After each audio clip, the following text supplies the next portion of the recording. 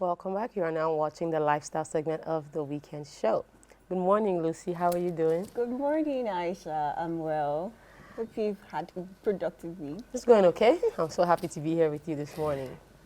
All right, culture is a way of life with people, ideas, and customs. In Nigeria, culture is who and what we are. It represents how we live our life and what we believe in. And today we'll be focusing on the Kalabari people and the community from Rivers State. And today we have a good amount of guests joining us this morning. I'm excited.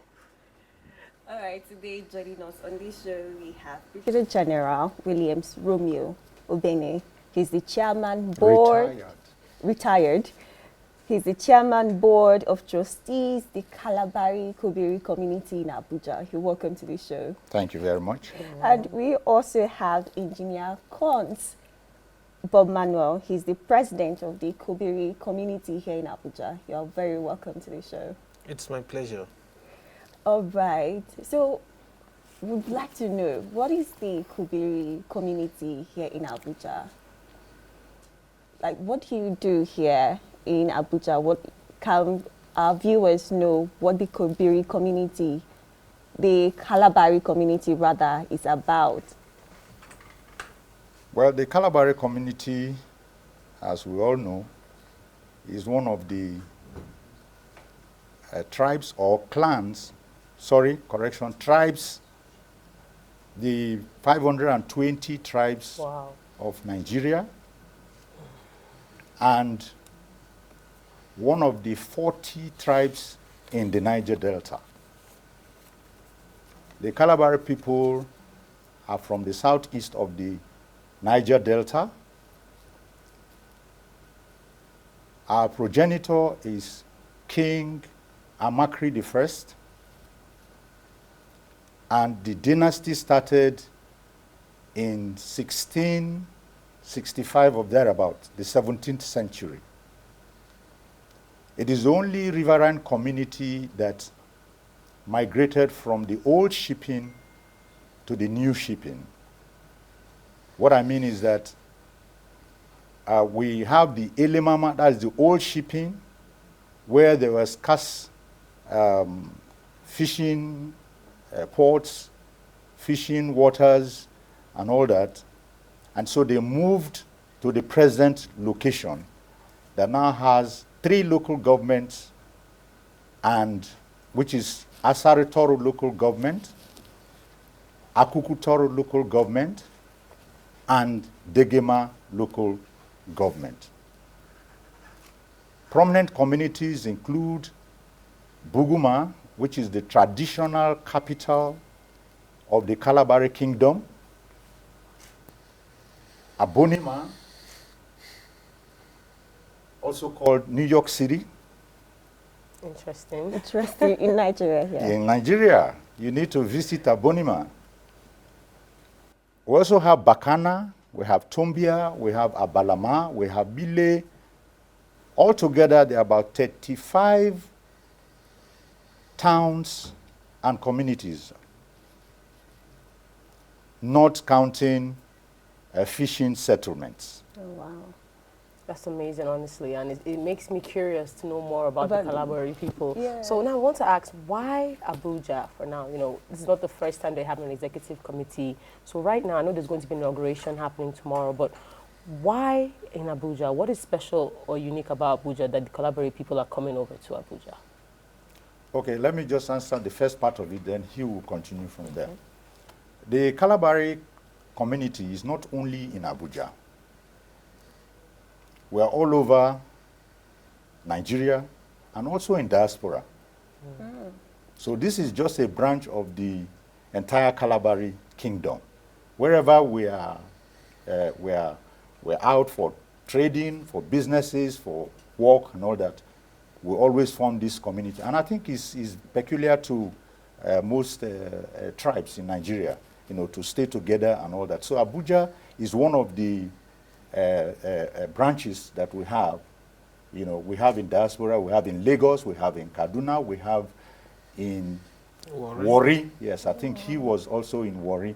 So most of the major cities that you find Kalabari people, they always come together, you know, to. So I will leave the Abuja since he's the president, Wow. to give details to the Abuja Kobiri. Thank you very much. Just as the general has mentioned, the retired general has There you mentioned, go. when you go to the United States, you meet the Chinatown. Yeah. You go to some areas in Nigeria, you also meet the Hausa town or the Hausa community. The Kalabari is also existing in most of the major cities, particularly the metropolitan areas of the country. We have it in in Warri, Lagos and all that, just as he has said. It started about when the federal government moved the capital from Lagos to Abuja, and since then it has existed. For me, it's a reflection of the behavior of the Kalabari people in helping and understanding that their people must come together wherever they go to. So we stand here, or we operate here, to take care of the welfare, directive concerns about the Kalabari people, particularly those in Abuja. However, extension of our activities go up to the Kalabari towns. We do some special projects to improve the activities and people of our environment in the Kalabari areas. It is that same character we have brought to Abuja to continue and replicate.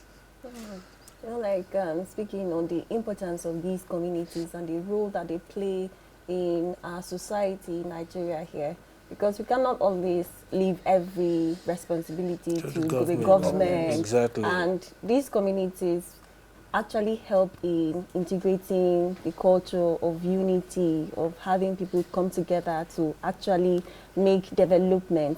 So what kind of projects, besides the unification of the Kalabari people, do you people do in your communities? Let me start with the part of the welfare. We try to support those of our people that have come to live in Abuja and for one reason or the other run into calamities. We just stand, particularly when you have identified with us, law-abiding, we pick up the responsibilities to support you. That is one. But if other mishaps occur, for instance, things like deaths and all that, we still come around, muster our people to support, to make sure that the load is not borne by the singular person who suffers the calamity. That is one. We have also supported our people in several ways, just like, as you said, the government cannot do all of it. So we, under that umbrella, carry out supportive activities to our people. We try to promote as well the culture. For the inauguration that is coming tomorrow, you will see some cultural displays. Which I love. You will see our ladies show all that they have.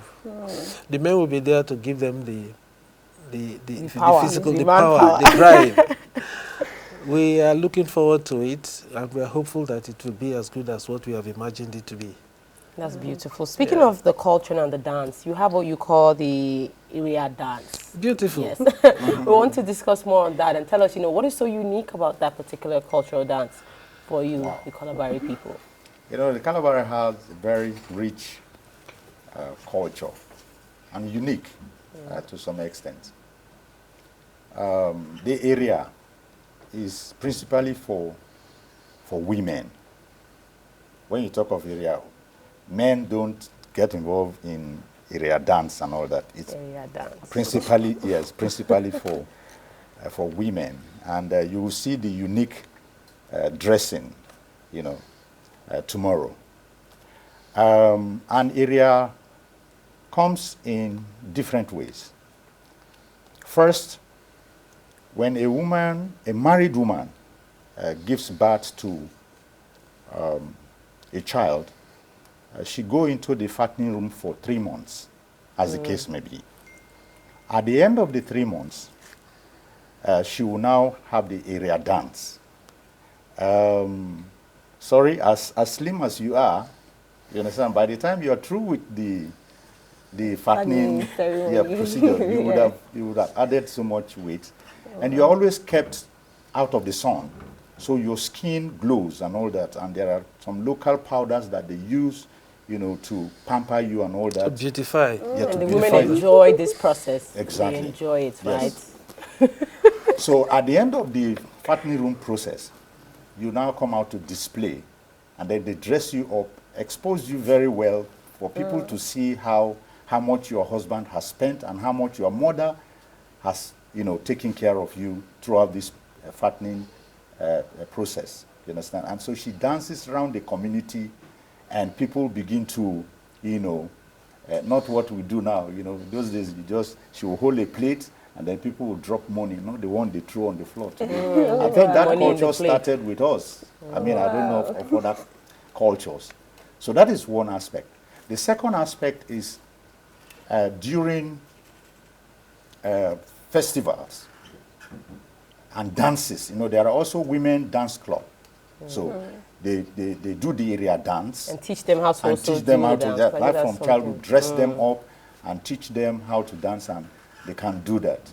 And also during burials, the girl child is dressed with the ria, type of dress and all that, and then escorted to visit the burial house and to pay last respect to the parent, the grandparent, or the great-grandparent that has passed on and all that. So that's a significant aspect of the area, the Kalabari culture. Yeah, let me just add to what the retired general has said. It is not complete if the husband is not recognized. For instance, it is the pride of the husband that the wife has been treated this way. So everybody looks forward to it, particularly the men, believing that it has to be done. My wife has to go through the area ceremony. The costumes are unique. In fact, you'll be so excited to see them. Our ladies, well, a lot of things have changed now. The wages they display is enough to say, this is mine. So it's a moment of proud ceremony, confidence. General, I don't know whether young people, young ladies, after reaching the age of 18 and all that, also go through such. Because I have there are heard some cultures, I think in Boni or thereabout, but Kalabari, there's no such ritual. Or I didn't meet that, where when a girl is matured, 18 and above, and then, she has to go through that process, that ceremony. But I think that the Boni people and the Opobo people, who are also riverine people, and our relationship, there is interchange of, cultural affinity, traditions, even sharing of different types of dressing and all that. It's all common across the river, the littoral people of the Niger Delta or the of River State. We have the riverine people, and then we have the upland people. So when you see the riverine people dress, you can identify. Yes, you quickly identify that this person is a riverine person. Even if an upland person dresses like a riverine person, you would think it's a riverine person. Okay. Yes. So from all you have said, like, I can only imagine the rich cultural heritage the Kalabari people have. And would you say that in this modern day, that this culture that people went through have been washed down by the level of, let's say, social media, of technology, or modernization? Would you say that the cultural practices, heritage, the food, the area dance, like you just said, have been washed down, or they are still as strong as they were before? I think the social media, to my understanding, has amplified, the culture. Why? Because you can now put it on all the handles, whatever. Yes, so people in America, all over the world will watch it. Yes. And there's also a deliberate attempt to engage the youths by our traditional leaders and politicians. They sponsor some of these programs towards the end of the year. They have area dance. They have pageants with they do all those, organize those things for these kids, You understand? So, and the kids are excited, when they see themselves on YouTube or wherever, you understand? So it has amplified what was localized, you understand, before the advent of the social media. It was just confined to, because there was no other way of, showing it except you come before a studio to dance and this. But now in your room, in your phone, you open and begin to see. If you Google, you will see. Yes, like what I did. I was so interested and curious about this culture. Yeah. In fact, no aspect of Kalabari cultural display that is complete without it. The government of the state is aware of this, and so whenever it is called up for display, the area takes a front role. Of course, there are other ones that we do. The men do their dances, dressed in what we call the etibo and all that, to show the man. But it is more, as you rightly said, it's more amplified. No activity of Kalabari cultural display that will not have area. Of course, ladies are our beauties, so we use them, Right. It happens in the United United States. Taking us into tomorrow now, this a special day, the inauguration ceremony. Can you please just share with us some of the expectations? Already we know about the cultural side of it, but what else should we expect at the inauguration ceremony tomorrow taking place? Yeah, as he has said, a newly elected executive members will be inaugurated, but it will also be an opportunity for us to preach against all these wrong devices, because in the speech already prepared, strong mention is made towards bad behaviors in society, disrespect to constituted authorities, and the promotion of good ways of life, compliances to government rules. But amongst all of this, we also put together the concern, what the Kalabari people live for. Do you really... We don't want to encourage people to come with the mindset that I'm coming to get money to pay for house rent. I'm coming to get money just to... But is that possible? Well, yes. we will continue to... Wow. Sometimes we'll at individual levels. We will continue to preach. You must have the commitment to promote your people, what we speak for, before we can recognize you and deal with you relevantly.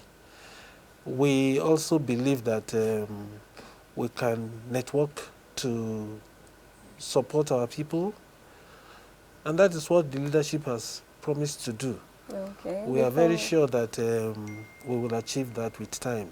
All right. Before we let you go, what message do you have for the community members as this new leadership prepares to take office? Okay, let me take it as from my position as chairman of the BOT. Yeah. The BOT was elected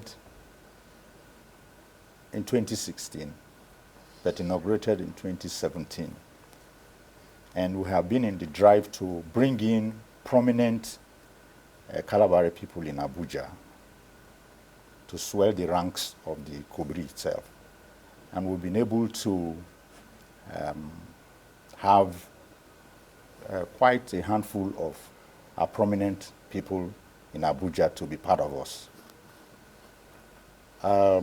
Fortunately, I think as at yesterday or day before yesterday, it was confirmed that our beloved mother, distinguished Senator Epalebo Haribanigo, is going to be at the event as the special guest of honor.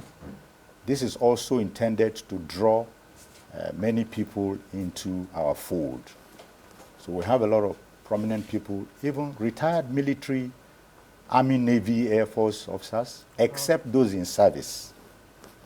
By their regulation, when you're in service, you're not supposed to involve yourself, physically with your community activities. But if there are welfare issues and you want to aid and support, you do that. That's a fine place to leave it, gentlemen. Thank you for coming this morning. Such a pleasure to have you and to learn more about your culture. Wish you luck tomorrow at the inauguration ceremony. Thank you for coming once again. It's a pleasure to have you, and Aisha, it's always a pleasure. So thank you very much for coming on the show, and this is where we leave it today. Thank you. Thank you for the opportunity. Thanks. Thank you very much. You're welcome. All right, that's all we have on Lifestyle this morning. Stay tuned, stay seated. I hope you are drinking coffee. More is coming on the Weekend Show.